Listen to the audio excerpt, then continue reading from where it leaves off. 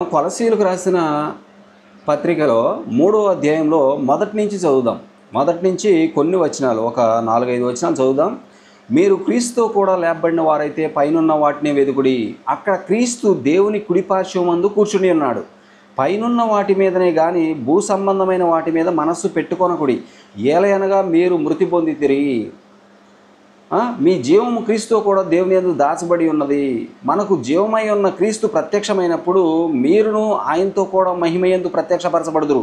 కావున భూమి మీద నున్న మీ అవయవములను అనగా జారత్వమును, అపవిత్రతను, కామాతురతను, దురాశను, విగ్రహారాధనైన ధనాపేక్షను చంపివేయుడి.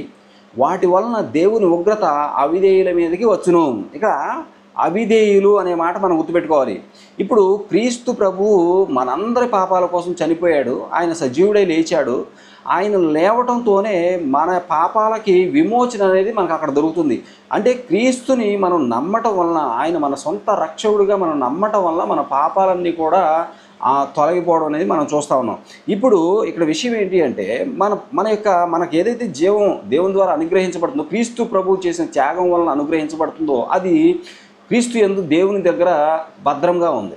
మరలా క్రీస్తు ప్రభువు వచ్చినప్పుడు మనం కూడా మహిమగలవారమై ఆయనతో పాటు వెళ్ళాలంటే మనం భూమి మీద ఉన్న ఈ కొద్దిపాటి కాలము చాలా జాగ్రత్తగా ఉండాలి.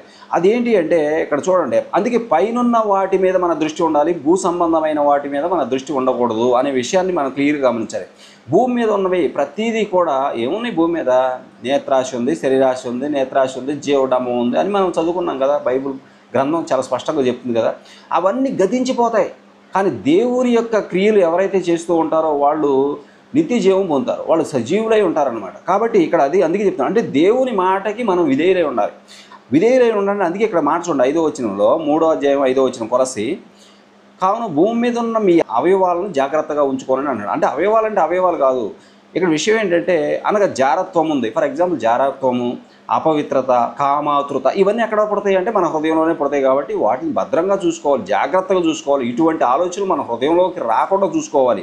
కానీ భూమి మీద ఉన్న మీ అవయవములను అనగా జారత్వమును, అపవిత్రతను, కామాతృతను, దురాశను, విగ్రహారాధన అయిన ధనాపేక్ష వీటన్నిటిని కూడా మన హృదయంలోకి రాకుండా చూసుకోవాలి. భూమి మీద ఉన్నంత వరకు. అంటే ఈ భూమి మీద ఇవే ఆలోచిస్తూ ఉంటాం మనం. కామాతృత ఉంటుంది జనాలకి, జారత్వం ఉంటుంది. ఇదన్నీ కూడా ఇవన్నీ ఈ పనులన్నీ కూడా కామాతృత, జారత్వము, అపవిత్రత, దురాశ, విగ్రహారాధన, ధనాపేక్ష ఇవన్నీ ఒక వ్యక్తి కలిగి ఉంటే ఆ వ్యక్తి దేవునికి అవిధేయుడైపోతాడు. అంటే ఇవి ఏ వ్యక్తులు అయితే ఉంటాయో అతనికి దేవునికి అవిధేయుడి కిందే పరిగణించబడతాడు. కాబట్టి ఇటువంటి ఆలోచన మన హృదయంలోకి, మన అవయవాల ద్వారా మనం వీటిని చేయకూడదు. మన హృదయంలో ఇవి పుట్టకూడదు.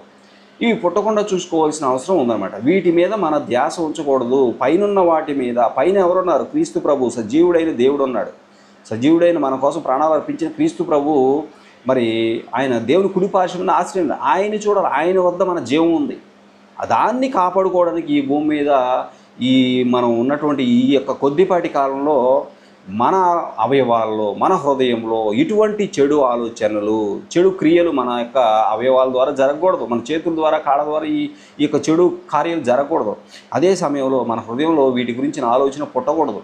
అందుకే అన్నాడు, భూమి మీద ఉన్న మీ అవయవములను అనగా జారత్వాన్ని, అపవిత్రతను, కామాతృతను, దురాశను, విగ్రహారాధన ధనాపేక్షను చంపివేయడి. ధనాపేక్ష అనేది మనకి ఉండకూడదు. అపవిత్ర కార్యములనేవి మనం చేయకూడదు. జారత్వము జోలికి వెళ్ళకూడదు. కామాతృత అనేది మన మైండ్లోకి రాకూడదు. విగ్రహారాధన ధనాపేక్ష ఎంత భయంకరం అంటే విగ్రహారాధన లాంటిదే అది కూడా అని చెప్తున్నాడు. విగ్రహారాధన ధనాపేక్ష అంటే ఎంత ఆరాధిస్తామంటే, ఎంత దాని మీద ఆశ పెట్టుకుంటామంటే, ఎంతగా దాన్ని భద్రం చేసుకుంటామంటే అంతగా దాన్ని ఒక రకంగా పూజిస్తామండి. ధనాన్ని, విగ్రహాలను ఏ విధంగా అయితే మనం చాలా ఆరాధిస్తూ ఉంటామో ఆ విధంగా ధనాన్ని కూడా అలాగే చూస్తాం. ధనాన్ని అంటే పిసినారితనం అనేది పెరిగిపోద్ది అన్నమాట. ధనం మీద అంత ఆశ కలిగి ఉంటారన్నమాట. అందుకే పిసినారితనం అనేది కూడా అత్యంత ప్రమాదకరము. ఇవన్నీ మన యొక్క జీవితంలో ఉండకూడదు. ఏ వ్యక్తి దగ్గర అయితే ఇవి ఉంటాయో ఆ వ్యక్తి దేవునికి అవిధేయుడిగా పరిగణించబడతాడు. అవిధేయుడిగా ఉంటే దేవుని చేరుకోవడం ఎంత కష్టం అవుతుంది. దేవుని మాటకు లోబడాలంటే మనం ఈ యొక్క చెడ్డ ఆలోచనలు, చెడ్డ క్రియలు మన జీవితంలో మనకు ఉండకుండా చూసుకోవాలి.